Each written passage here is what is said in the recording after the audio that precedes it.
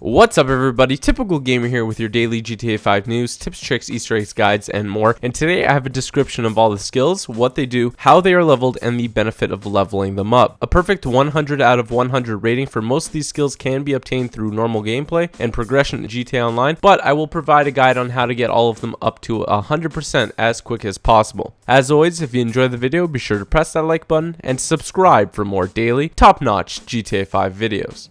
To start, there are 7 skills that you can max. You can check how much you've maxed them by holding down on the D-pad, and those are stamina, shooting, strength, stealth, flying, driving, and lung capacity.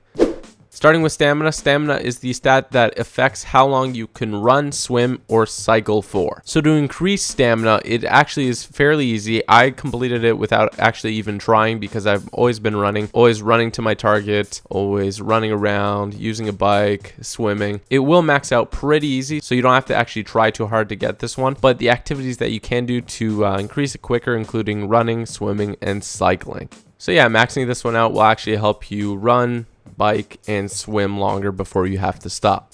Next we have shooting, which is the skill that dampens recoil, reduces load time, and increases ammo capacity of most of your weapons. To increase it, you have to hit targets with bullets, and scoring headshots also gives you a bonus. What I would suggest in GTA Online is to play survival modes and then go to either Boneyard, because it's the one that unlocks the earliest at rank 15, or you could go to Processed, which I enjoy the most, and you just play those survivals and eventually you will unlock it. If you do play Boneyard, here's an excellent spot to do your hiding for all of the rounds. And then at the end of every round, I would suggest when it gives you that sort of prepare period of 15 seconds or so, you can just go ahead and go get the armor, health, and any more ammunition that you need. There's also a great spot for Process as well, and it doesn't really matter which one you choose, as long as you sort of recognize the spawns, where they're coming from, and then you could end the rounds quicker like that. Also, be sure to aim for headshots while you're doing this to speed it up a bit. You also get some pretty sweet cash and RP as well from doing them, so it's not a complete waste of time, and it's actually pretty fun.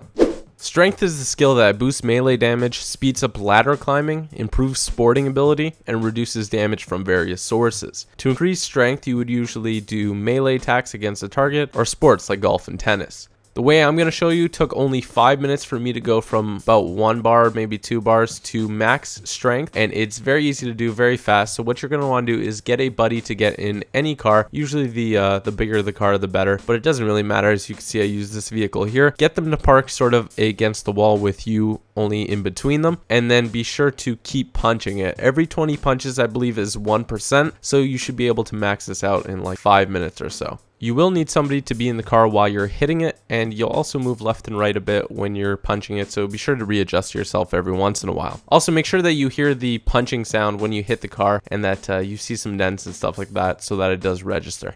The stealth stat allows you to move more quickly and quietly when in stealth mode, which really helps out for deathmatch if you play it. And the usual way to level it up would be to remain undetected while in stealth mode and to do silent takedowns. This method is pretty easy. Just do it when you're gonna go eat lunch or something. Just get a bunch of elastic bands, hit yourself into the sneak mode by hitting L3, and then put the elastic band so you're just walking in circles. You could do this in your apartment, you could do it in a safe place in free roam. Doesn't really matter. It takes about 45 minutes for it to complete if you've got like 1 or 2 bars of it. And yeah, I don't see anyone using stealth a lot really, but I mean, if you want to get to 100%, this is probably the best way.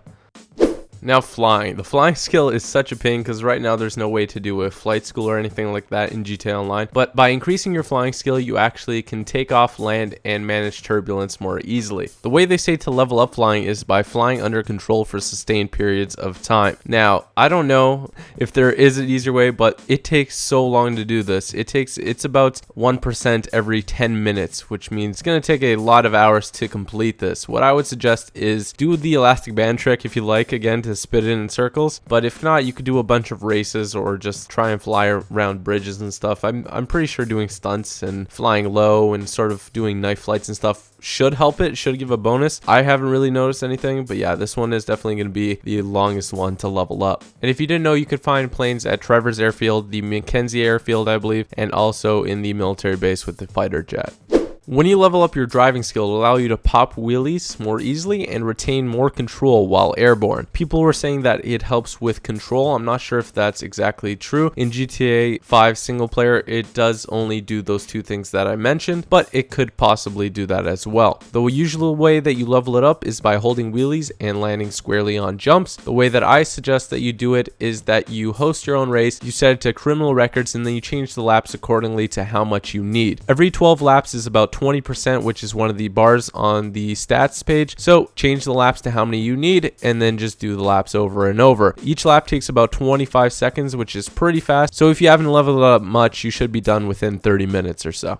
Finally, the last and probably most underused stat is lung capacity, and that increases the amount of time that you could hold your breath underwater before losing health. It's increased by diving and swimming underwater. What I would suggest is just jumping into the water and then holding RB on Xbox 360 or R1 on PlayStation 3 to dive under the water. You can notice your breath bar in the bottom left, that light blue color. When that's about to run out, be sure to surface, and then right as you surface, you could dive again and you'll have full breath bar. So just keep doing that. Every about 20 minutes you increase a full bar of that lung capacity. So depending on how much you have already, it's going to take a little while to do.